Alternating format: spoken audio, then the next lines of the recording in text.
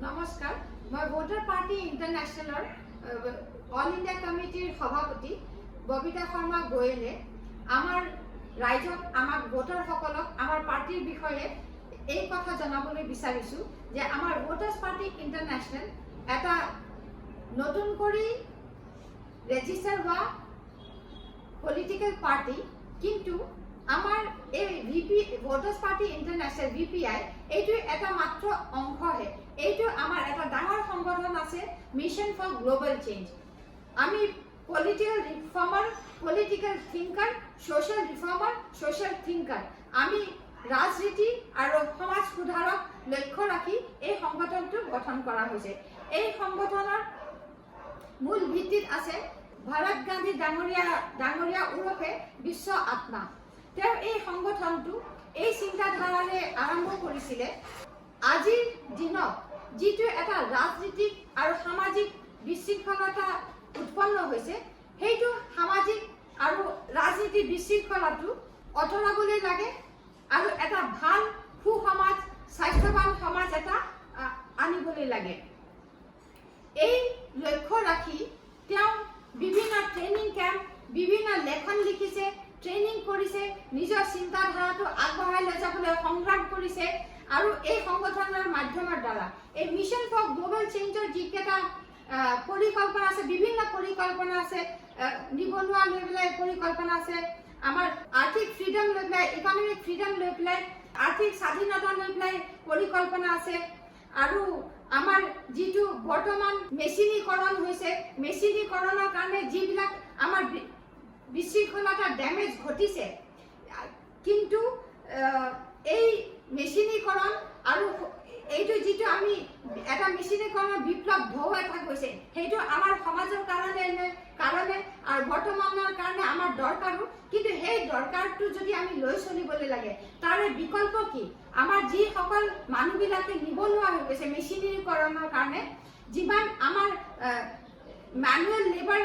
যিটো আমাৰ এটা শতাংশত কমি আহিছে, সেইটোৰ এটা বিকল্প কোনোৱে অনা নাই। এইবিলাক বিকল্প লক্ষ্য ৰাখি আমাৰ মিছন ফৰ গ্লোবেল চেঞ্জে বহুতটা পৰিকল্পনা, বহুতটা ছাজেশ্যন আগবঢ়াইছিলে। আমি যিহেতু এই সংগঠনটো যিহেতু ৰাজনীতি কৰাৰ লক্ষ্য লৈ পেলাই সংগঠনটো হোৱা নাছিলে, আমি এই ছাজেশ্যনবিলাক মিছন ফৰ গ্লোবেল চেঞ্জৰ দ্বাৰা নিজৰ সাংসদসকলৰ ওচৰত ৰাখিছিলে। প্ৰেচিডেণ্ট অফ ইণ্ডিয়াৰ ওচৰতো ৰখা হৈছিলে। আমাৰ সৰ্বানন্দ সোণোৱাল ডাঙৰীয়াও আমাৰ নিজৰ যিটো ছাজেশ্যন আছে, যিটো আমি সাংসদক আমি দাবী ৰাখিছিলোঁ, তাতে তেওঁ চহীও কৰিছিলে। কি আৰু ইমানজন 341 সাংসদে আমাৰ ছাজেশ্যনত চহী কৰি নিজৰ কনচেণ্টটো দিছিলে। কিন্তু তেওঁলোকে আমাৰ যিটো কল্পনা, যিটো আমি এটা নতুন ব্যৱস্থা আনিব বিচাৰিছোঁ, কোনো এটা ৰাজনীতিক পাৰ্টীয়ে, কোনো এটা চৰকাৰে আমাৰ এই নীতিটো সমাজৰ আগত এই কাৰণে প্ৰকাশ হ'বলৈ দিয়া নাই। কিয় যে আমি এটা এনেকুৱা ব্যৱস্থা আনিবলৈ বিচাৰিছোঁ, যিটোত আমি বিচাৰিছোঁ যে এই আজিলৈকে যিটো ব্যৱস্থা আছে, যে নেতাসকলে ভোট পোৱাৰ পিছত ৰিক্সাত, গাড়ীত আৰামত বহি যায় আৰু ভোটাৰসকলে তেওঁলোকৰ বোজাটো 5 বছৰত যিটো দলক জয়যুক্ত কৰে, 5 বছৰ তেওঁলোকৰ বোজাটো টানিবলৈ লাগে। আমি এটা এনেকুৱা পৰিকল্পনা লৈ আগবাঢ়িছোঁ, যিটোত আমি বিচাৰিছোঁ ভোটাৰসকলে তেওঁলোকে ভোটদান দি পেলাই নিজৰ দায়িত্ব পূৰণ কৰিলে। গতিকে দায়িত্ব পূৰণ কৰাৰ পিছত আমাৰ ভোটাৰসকলে ৰিক্সাত, গাড়ীত আৰামত নিশ্চিন্তভাৱে যাওক আৰু আমাৰ যি নেতাসকলে আমি দাবী কৰি আছোঁ, যে প্ৰতিশ্ৰুতি দি আছোঁ ভোট কৰি, যে আমি সমাজ সেৱা কৰিম, আমি ভোটাৰসকলৰ বোজাটো টানি নিম। আমি এটা এনেকুৱা পৰিকল্পনা আনিব বিচাৰিছোঁ। আৰু এইটো হৈছে মূল কাৰণ, যিটো কোনো ৰাজনীতি দলে, কোনো চৰকাৰে আমাৰ এই ভোটাৰ্ছ পাৰ্টি ইণ্টাৰনেশ্যনেলে আগবঢ়োৱা পৰিকল্পনাবিলাক ৰাইজৰ আগত প্ৰকাশ হ'বলৈ দিয়া নাই। আৰু আমি এই কথাটো কওঁ যে আমি যদি ভোটাৰ্ছ পাৰ্টি ইণ্টাৰনেশ্যনেল যদি চৰকাৰ গঠন কৰাত যদি সফল হয়, তেনেহ'লে আমি এটা এনেকুৱা পৰিকল্পনা লৈ আনিম, য'ত আমি নেতাৰ ৰাজ আঁতৰাম আৰু ভোটাৰৰ ৰাজ আনিম। ইয়াতে এটা উল্লেখনীয় কথা এটা কওঁ যে আমাৰ যিটো mission for global changer founder leader Bharat Gandhi ওৰফে বিশ্ব আত্মা। তেওঁ যেতিয়া ট্ৰেইনিং কেম্পত ৰাইজসকলক, গাঁৱৰ মানুহ, অশিক্ষিত মানুহ, দুৰ্বল মানুহ, তেওঁলোকক যেতিয়া এইটো বুজায়, তেওঁলোকে বুজি পায় যে আজিলৈকে ভোটাৰসকলে আৰু এটা গোলামী ৰাজত্বতহে আছে। তেওঁলোকে আচলত স্বাধীন, আৰ্থিকভাৱে, সামাজিকভাৱে স্বাধীন হ'বলৈ পৰা নাই। দুৰ্বল হৈ আছে, অশিক্ষিতসকলে অশিক্ষিত হৈ আছে। গতিকে আমাক এনেকুৱা সমাজ নালাগে।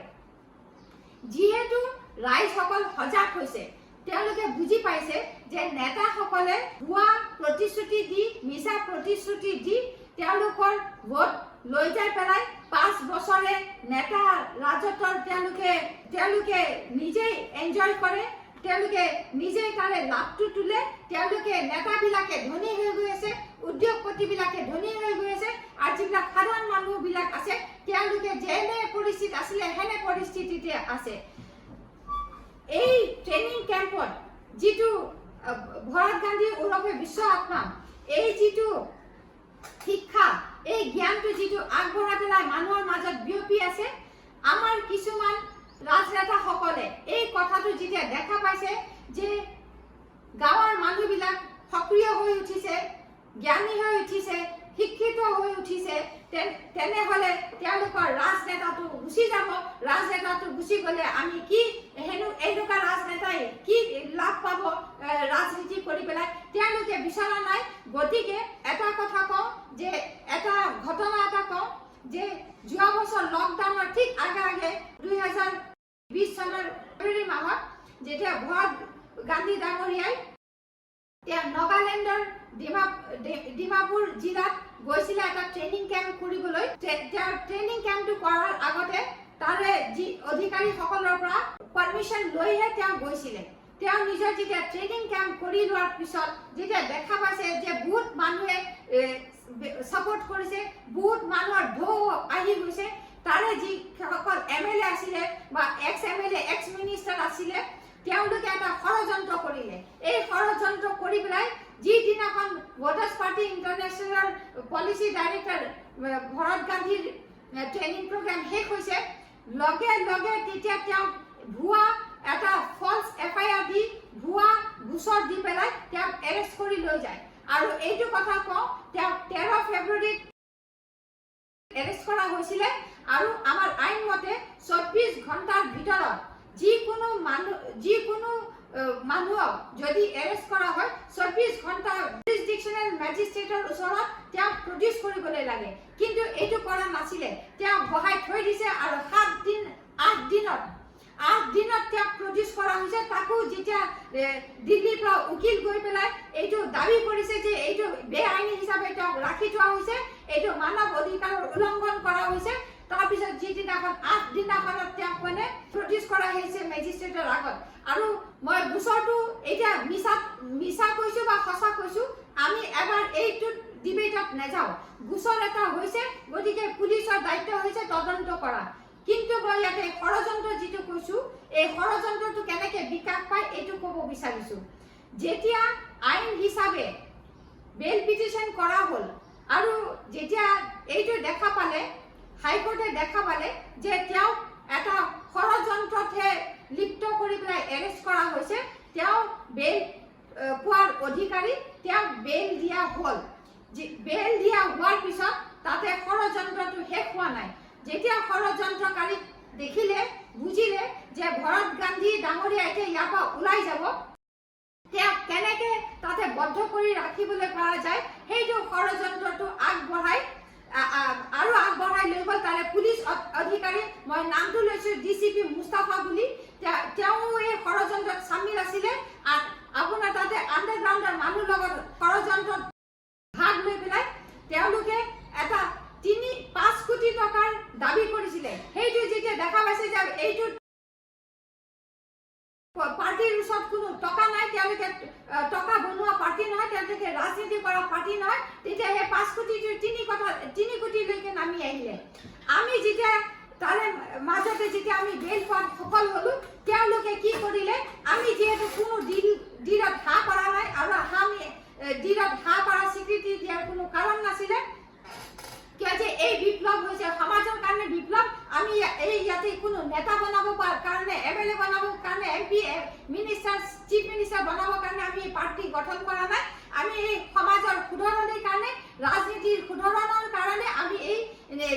পাৰ্টি আগবঢ়াইছো গতিকে আমি স্বীকৃতি দিয়াৰ কোনো প্ৰশ্ন নাছিলে কিন্তু যেতিয়া ষড়যন্ত্ৰকাৰীক দেখিলে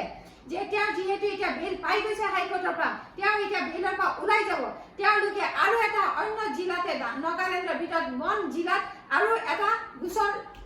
গোচৰ এটা তৈয়াৰ কৰিলে আৰু পিছত যেতিয়া আমি সাৰ্টিফাইড কপি উলিয়ালো গোচৰৰ এফআইআৰ সাৰ্টিফাইড কপি উলিয়ালো আমি তাতে দেখিলো তাতে আমি দেখিলো যে এইটো এটা ফোর্স কৰি পেলাই এফআইআৰ ৰুজু কৰা হৈছে আৰু মই ইয়াতে প্ৰশ্ন কৰিছো পুলিচ অধিকাৰী যোনে তদন্ত কৰোতে তেওঁ এফআইআৰটো যেতিয়া দেখা পাইছে যিটো মই যদি চকুৰে দেখা পাইছো বা অন্য সাধাৰণ মানুহ যদি চকুৰে দেখা পাইছে যে এইবিলাক হৈছে জালি সহি যাতে না কোনো ফোন নাম্বাৰ আছে না কোনো পুৰা নাম আছে না তেওঁলোকৰ এড্ৰেছ আছে আৰু এটা এটা ষড়যন্ত্ৰ কৰি পেলাই তেওঁলোকে এফআইআৰ দিছে আমি হ্যান্ডৰাইটিং এক্সপাৰ্টৰ জৰিয়তে মুম্বাইৰ পৰা হ্যান্ডৰাইটিং এক্সপাৰ্টৰ আমি তেওঁলোকৰ সাৰ্ভিস লৈ পেলাই আমি যেতিয়া সাৰ্টিফাইড কপি পঠিয়ালো তাৰ পৰা হ্যান্ডৰাইটিং এক্সপাৰ্টে ক'লে যে এজন মানুহ এটা কলমেৰে সহি কৰি পেলাই এতিয়া এফআইআৰটো দিছে আৰু এইটো এটা ষড়যন্ত্ৰৰ বিষয় আমি যেতিয়া গুৱাহাটী হাইকোৰ্টত আমি তেতিয়া পিটিশন দায়েৰ কৰি পেলাই আমি কৰিলো আৰু আমি ক'লো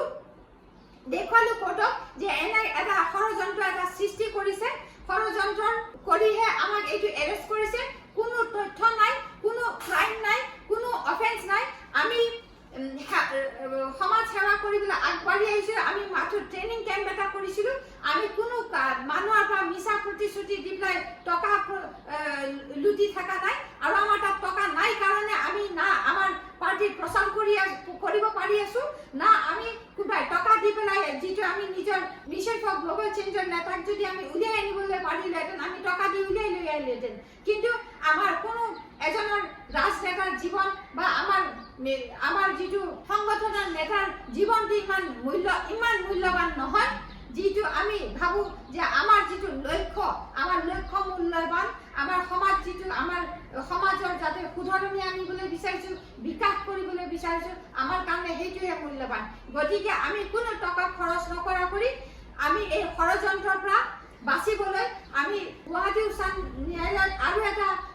দৰখাস্ত দিব লগা হ'ল এই ষড়যন্ত্ৰৰ বিষয়ে জনাই আৰু যিটো আমাৰ ৰাজনেতাৰ ওপৰত যিটো আমাৰ জীৱনৰ ভয় এটা আছিলে সেই জীৱনৰ ভয়টোৰ কথা বিশ্লেষণ কৰি পেলাই যে জেলৰ ভিতৰত এক্স মিনিষ্টাৰ নাগালেণ্ডৰ এক্স মিনিষ্টাৰ জেলৰ ভিতৰত গৈ তাৰে এমএলএ জেলৰ ভিতৰত গৈ পেলাই 3 কোটি টকাৰ দাবী কৰিছিলে আৰু 3 কোটিৰ দাবীটো তাৰপিছত আকৌ 2 কোটিৰ দাবীলৈকে নামি আহিলে এইবিলাক জেলৰ মানুহ পুলিচ এছপি অমিত কুমাৰ বুলি আইপিএছ অফিচাৰ আছিলে মই তেওঁৰ নাম লৈ পেলাই কৈ আছো তেওঁলোকে এই ষড়যন্ত্ৰত চামি নাছিল নে জেলৰ ভিতৰত কি কৰে এক্স মিনিষ্টাৰে তাতে ৰেনসাম ডিমান্ড কৰাৰ কাৰণে কি কৰি জেলৰ ভিতৰত গৈ পায় এইবিলাক এটা প্ৰশ্ন নহয় নে সদ্যহতে নিউজ পেপাৰত আছিলে নাগালেণ্ডৰ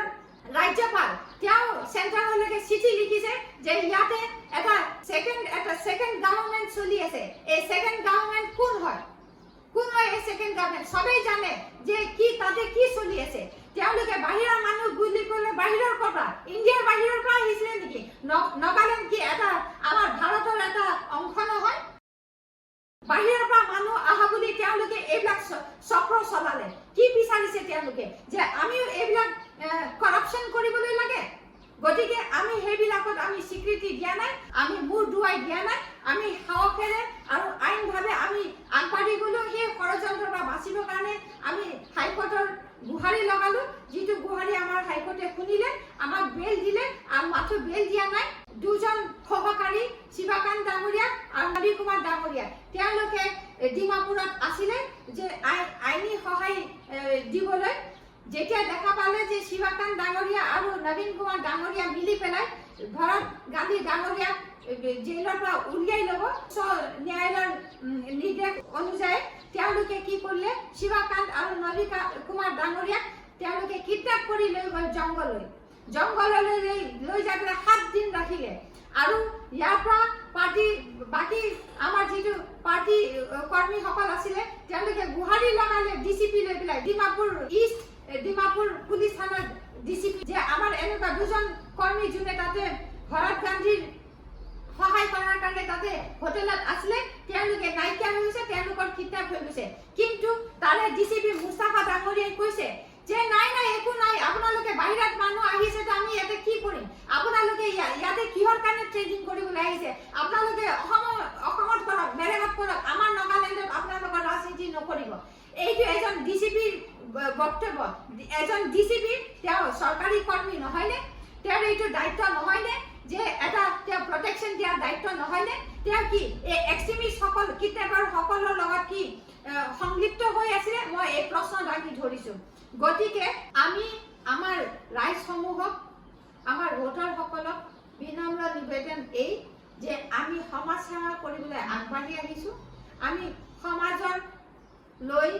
উন্নতি কৰিবলৈ বিচাৰিছো উন্নতি মাথো ভুৱা প্ৰতিশ্ৰুতি নহয় আমি নিবনুৱা সমস্যা আমি প্ৰাকৃতিক সম্পদৰ পৰা যিটো আয় আছে তাৰ পৰা 50% ভোটাৰশ্বিপ হিচাপে প্ৰত্যেক ভোটাৰে পাবলৈ লাগে সেইটো আমাৰ দাবী আৰু সেইটো আপোনালোকৰ প্ৰত্যেক ভোটাৰৰ অধিকাৰ কা আৰু কৃষি আইনৰ আমি বিৰোধ কৰিছো আমি মোৰ মনত আছে যেতিয়া আছু আন্দোলন হৈছিল তাৰে আন্দোলনকাৰীৰ মাজত ময়ো এজন নিজেই যেতিয়া মই ডেকা কালত আছিলো ময়ো তাতে আছিলো আমাৰ জজ ফিল্ডত তাতে যেতিয়া আমাক বন্দী কৰি ৰাখে এৰেষ্ট কৰি ৰাখে তাতে সিআৰপি সকলে আহি পেলাই আমাক কোবাইছিলে ময়ো কোব খাইছিলো আমাৰ যিটো অসমৰ যিটো যুক্তি হৈছে সেইটো এতিয়া তাতে বিফল কৰিবলৈ বিচাৰিছে আমি কাটো কাৰ কাৰণে আনিছে কোন হিন্দুৰ কাৰণে আনিছে যিটো ভাৰতৰ বাহিৰত আছে তেওঁলোকক ইয়াতে সংস্থাপন দিবলৈ লাগে আমাৰ নিজৰ মানুহৰ সংস্থাপন আছে নে নাই আগতে চাও আমাৰ অসমৰ মানুহৰ আগতে সংস্থাপন কৰক আমাৰ কৃষিবিলাকক তেওঁলোকক ন্যায় দিয়ক আমাক কা নালাগে আমি ইয়াতে কোনো বাহিৰা মানুহক আৰু ইয়াতে সংস্থাপন দিবলৈ আমি সমৰ্থন জনাবলৈ নোৱাৰো কা আমাৰ অসমত জাপি দিবলৈ নোৱাৰে গতিকে আমাৰ ৰাইজক আমাৰ ভোটাৰসকলক বিনম্ৰ নিবেদন যে ভোটাৰ পাৰ্টি ইণ্টাৰনেশ্যনেল প্ৰাৰ্থীক গেছ চিলিণ্ডাৰ চিনত ভোট দি আমাক যোগদান কৰক